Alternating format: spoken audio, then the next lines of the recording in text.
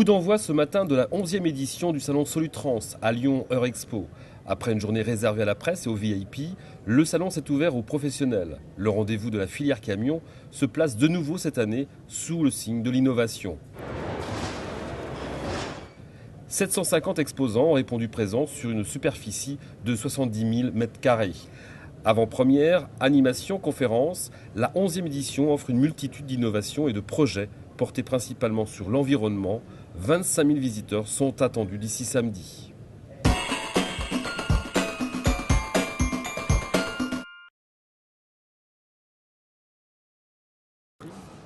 Alors, on est dans un salon entre deux crises, on va dire. Entre une crise qui a été très très violente en 2008-2009 et une crise, on va dire, qui est latente, que l'on sent venir, on n'en est pas tout à fait sûr, mais on reste très optimiste parce qu'aujourd'hui à Solutrans, enfin cette édition, il y aura énormément de sorties mondiales et je crois que cela va vraiment booster la profession.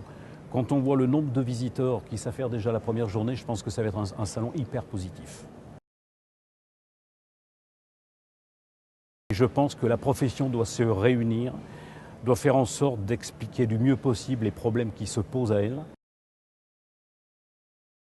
Avec le rectorat de Lyon, on a scellé un accord en quelque sorte, où on fait venir des classes qui vont permettre aux jeunes de voir quels sont les débouchés dans la filière. Ils vont pouvoir découvrir le Solutrans Off, et là je crois que ça sera à chacun de le découvrir. Il va y avoir également les deux pistes, piste hybride à l'extérieur et piste électrique pour l'intérieur. C'est une nouveauté complète sur Solutrans, et dans un salon tel que Solutrans de la carrosserie industrielle. Nulle part en Europe, nous retrouvons ce type d'information, de démonstration, et je crois que ça c'est primordial. Comme chaque année, les prix de l'innovation sont remis à la CCI de Lyon.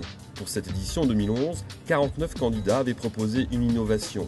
Dans la catégorie remorque et semi-remorque, le prix a été décerné à Lamberet. Dans la catégorie carrossier sur véhicules utilitaires, Cabretta. Et dans la catégorie équipementier, le prix a été décerné à Aldex.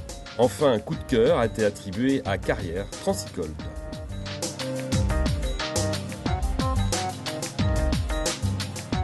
Alors c'est une très très bonne cuvée, sauf sur une catégorie où on n'a pas pu l'attribuer parce que nous avions dans cette catégorie que 3 candidats et qui n'étaient pas extraordinaires au point de vue innovation. Par contre, tous les dossiers qui nous ont été présentés, il y a une nette amélioration par rapport à 2010. Et puis bien sûr le nombre a augmenté puisqu'on est de 49. Par contre la catégorie vue est toujours très très faible, donc ça nous pose des questions pour l'an prochain. C'est une innovation qui est assez importante. Et puis en plus, dans la catégorie où il était placé, il était en seconde position mais très très proche du vainqueur. Donc, et par rapport à d'autres, c'était vraiment un coup de cœur qui devait être mis en valeur par rapport à tout ce qu'on pouvait imaginer. Et en fait, on s'est retrouvé à la fin avec le jury avec 3 coups de cœur possibles. Et dans les 3, Carrière a fait la différence sans problème.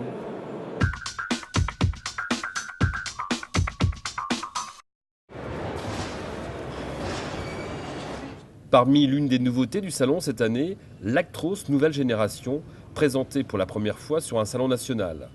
Lancé au printemps, le véhicule tout juste sacré camion de l'année 2011 et dont la production a débuté début octobre en France, propose toute une gamme de technologies de pointe.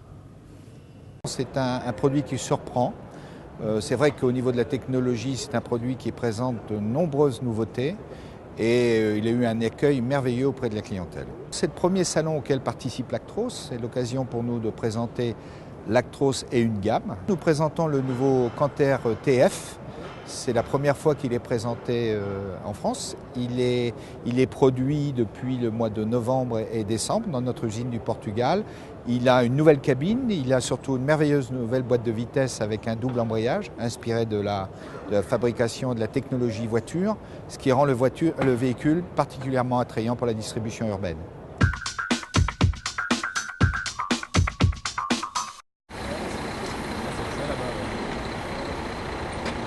L'hybride est à l'honneur cette année. Le salon présente un plateau exceptionnel de camions hybrides principalement destinés à la distribution. Le dernier né, le LF hybride de DAF Truck qui allie économie et souplesse. Alors, le rechargement des batteries de traction se fait par le biais de la récupération de l'énergie cinétique du véhicule quand il se déplace. À savoir qu'on recharge les batteries quand on décélère, c'est-à-dire que quand on lève le pied de l'accélérateur ou quand on freine, en fait, le générateur recharge les batteries de traction. Ce type de véhicule est destiné à la distribution urbaine parce que c'est un véhicule qui est destiné à de petits parcours en mode électrique pour la livraison au point final.